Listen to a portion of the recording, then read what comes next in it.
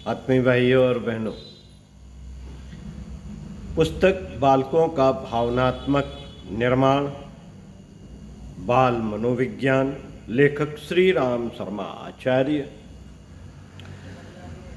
पृष्ठ 45 से आपको पढ़कर सुनाते हैं स्वावलंबन का लक्ष्य।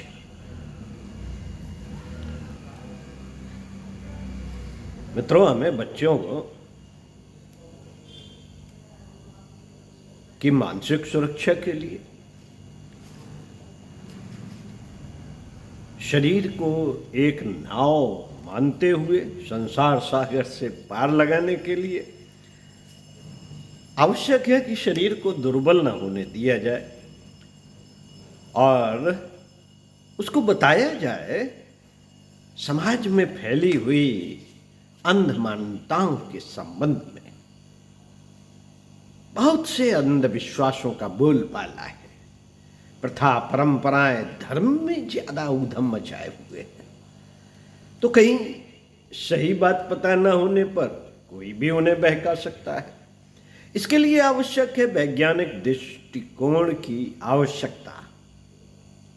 आपको बताया था इसी पुस्तक के पिछले वीडियोस में। अब आवश्यकता इस बात की भी है कि बच्चे अपने पैरों पर भी खड़े होने के बारे में कैसे विचार करें, क्या करें, इस पर भी हमें उन्हें बताना पड़ेगा। इसी संदर्भ में परम पूज्य गुरुदेव के विचार इसी पुस्तक के पृष्ठ 45 से पढ़कर सुनाते हैं आपको स्वावलंबन का लक्ष्य। बच्चों के दिलो दिमाग में पहले से ही डाल देना चाहिए। अपने व्यक्तिगत जीवन के विषय में उदारवादी और व्यवहारिक दृष्टिकोण अपनाने की सलाह बच्चों को दीजिए।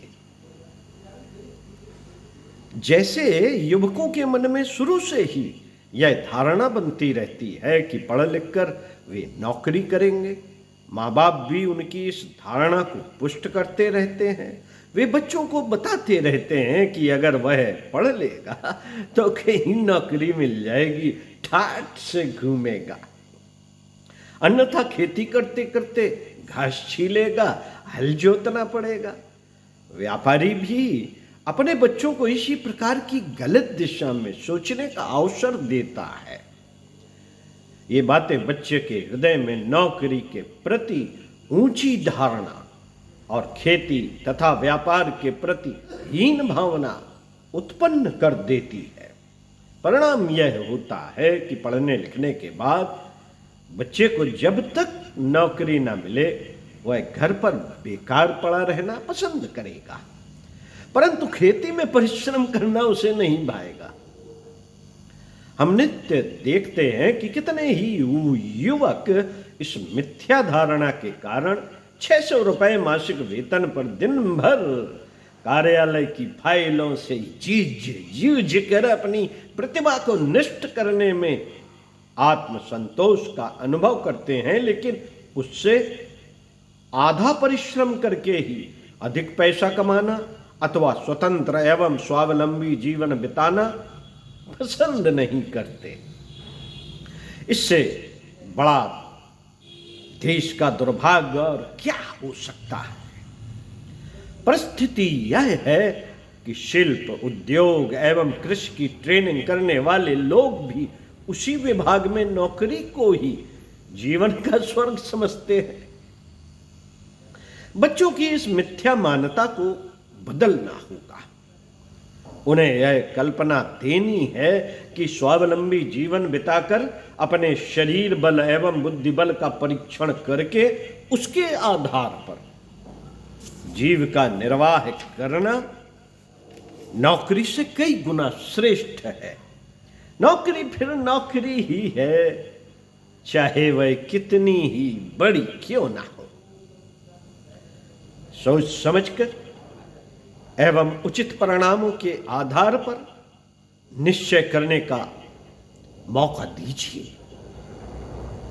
जब बच्चे में विवेक बुद्धि उत्पन्न हो जाती है, सत्य असत्य का निर्णय करने की शक्ति उसमें जागृत होने लगती है, तब वह धीरे धीरे अपनी हर समस्याओं के प्रति एक सही दिशा अपनाने को सोचता है, जिससे उसमें ओजस्विता एवं स्वावलंबन के गुण पैदा होते हैं।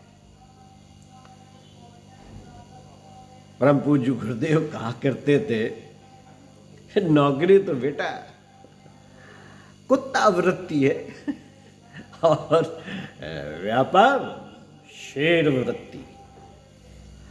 व्यापार में शेर की तरह जब रात दिन मेहनत करने का मन करता है तो वो करके कमा लेता है और फिर पड़ा पड़ा सोता है। और कुत्ता वृत्ति में, नौकरी में, वो तो गुलाम है, अपनी आत्मा का हनन करके लोगों की जी हुजूरी करके पूंछ हिलाने को मजबूर व्यक्ति नौकर। तो साथियों, इस पे हालांकि आज के युग में नौकरी सर्वोपरि मानी गई है, क्योंकि उसमें आसानी से बिना परिश्रम के एक निश्चित आमदनी होती है, अलग बात है। लेकिन ये बात भी कहीं ना कहीं सही है। बहुत सारे करोड़पति अपने व्यापार के माध्यम से करोड़ों की कंपनियां बनाकर आप हजारों लाखों लोगों को काम देकर लोगों का घर चलाते हैं। इससे अच्छा और क्या हो सकता है? परमात्मा की सेवा इससे अच्छी क्या हो सकती है? चलिए इस पर विचार दोनों तरीके से किया जाए तभी ठीक होगा। अगले वीडियो में आपसे बच्चों के, बालकों के भावनात्मक निर्माण, बाल मनोविज्ञान पर पढ़कर सुनाएंगे। विषय शिक्षा स्वाध्याय। ओम शांति।